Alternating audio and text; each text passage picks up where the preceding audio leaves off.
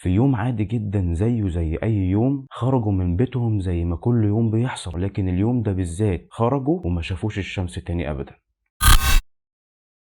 السلام عليكم ورحمة الله وبركاته. في يوم 19/5/2024 سمعنا عن خبر وفاة الرئيس الإيراني إبراهيم رئيسي. هو اسمه كده ما تستغربش. خرج رئيس إيران مع وزير الخارجية الخاص بيه وشوية من المسؤولين لمنطقة اسمها أذربيجان، وبعد ما يخلصوا ياخدوا بعضهم ويركبوا الطيارة الخاصة بيهم، ولكن يصبح بعد مدة الطيارة اللي هم كانوا راكبين فيها ملهاش أي أثر، لا اتصالات نافعة ولا إشارات ولا أي حاجة من الحاجات دي أبدا. فص ملح لحد لما اكتشفوا بعد بحث دام ل 16 ساعة ومنهم اللي قال 12 ساعة ان الطيارة اتحطمت بالكامل وكل اللي فيها ماتوا. القصة اللي انت سمعتها مني دي المفروض انها قصة عادية جدا من قدر الله سبحانه وتعالى، طبعا لو كان الموضوع ما فيهوش شبهة جنائية، واحنا بنسمع من حوالينا قصص مشابهة جدا للقصص دي، ولكن النتيجة واحدة. تسمع عن عربية قطر طلعت فوق الرصيف وكل اللي فيها ماتوا، تسمع عن مراكب بتغرق وعدد الناجين فيها قليلين، ده غير حوادث العربيات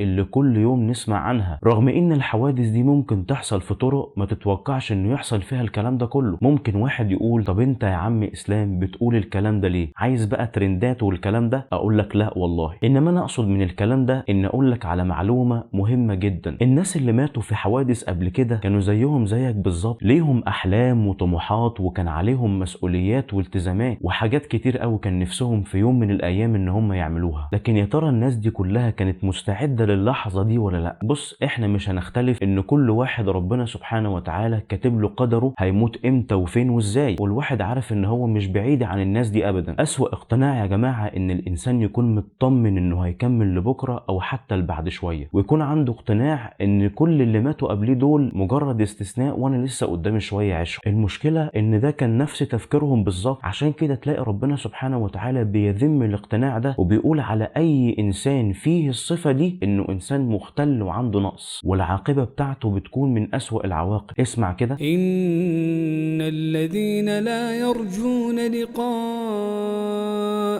ورضوا بالحياة الدنيا واطمأنوا بها والذين هم عن آياتنا غافلون أولئك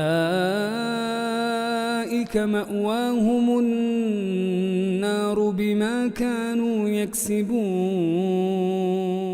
لاحظ كده السر في الآية دي في قول ربنا سبحانه وتعالى واطمأنوا بها. اطمئنانهم بالحياة خلاهم يغفلوا عن آيات الله، فكانت العاقبة أسوأ عاقبة في الدنيا وهي عاقبة النار. المشكلة ان ممكن الآية دي تنطبق علينا احنا بالظبط، يعني مثلا كل يوم بنروح ننام واحنا اصلا ما بنصليش ومطمنين ان احنا هنكمل لبكرة، ونظلم ونشتم ونضرب واحنا مطمنين برضو ان احنا هنكمل لبكرة. وعشان كده النبي صلى الله عليه وسلم كان بيحاول ان هو يحارب الاقتناع ده، وكان عنده سنن تكاد تكون مهجورة اليومين دول، ده غير اذكار النوم اللي هو كان بيقولها. وعلى فكرة اللي لو شفت اغلبها هتحس ان انت رايح تودع الدنيا مش رايح تنام خالص، مع ان النوم ده اصلا موتة صغرى، يعني موتة ولكن على خفيف شوية. وعشان كده الصحابة خدوا الاقوال والافعال دي من النبي صلى الله عليه وسلم وعملوا ان هم يشتغلوا عليها، وبدأوا انهم على الاقل ما يناموش على معصية او يكونوا قبل ما يناموا مستغفرين لاي ذنب كانوا عاملينه قبل ما يناموا. افتكر ان اكتر حاجة مرعبة في الدنيا اننا نمشي منها فجأة واحنا ما عملناش حاجة لاخرتنا، والاكثر رعبا بقى ان انت تموت على معصية وما كنتش عامل حسابك عليها.